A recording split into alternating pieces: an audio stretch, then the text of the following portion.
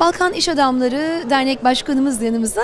Hemen bir soralım bakalım nasıl buldu, nerelerden geldi? Sayın Başkanım, tanıyabilir miyiz sizi? Benim ismim İsmail Karaduman, Balkan İş Adamları Dernek Başkanıyım. Balkan Rumeli Türklerindeniz.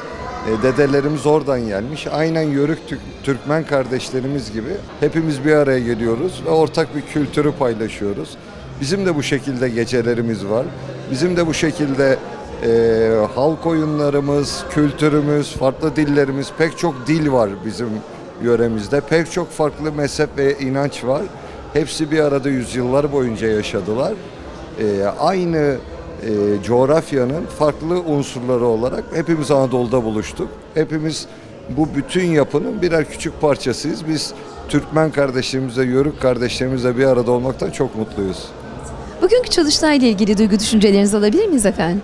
Şunu söylemek istiyorum. Özellikle gençlerimize, yeni yetişen nesillerimize, yeni jenerasyonlara bizim kültürümüzü, yani Orta Asya'dan başlayıp Anadolu'da son bulan ve pek çok devlete ev sahipliği yapmış bu coğrafyada, bu medeniyette, yani bir kültür ve medeniyet mirasıyla bunları gençlerimize aktarmamız lazım. Bizim çocuklarımız da burada.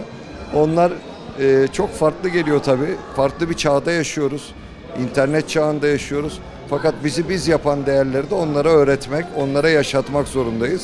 Biz Balkanlara gidince aynı duyguyu hissediyoruz. Anadolu'ya gidince Türkmen kardeşlerimize, Azerbaycan Türk'ü kardeşlerimize bir araya gelince aynı hissiyatı paylaşıyoruz efendim. Şimdi Türkiye Cumhuriyeti Devleti Osmanlı bakiyesi bir devlet.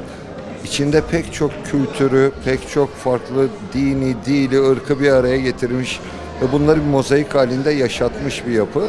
Biz bunun bakiyesi üzerine kurulduk ve biz bunu yaşatmak için elimizden geleni yapıyoruz.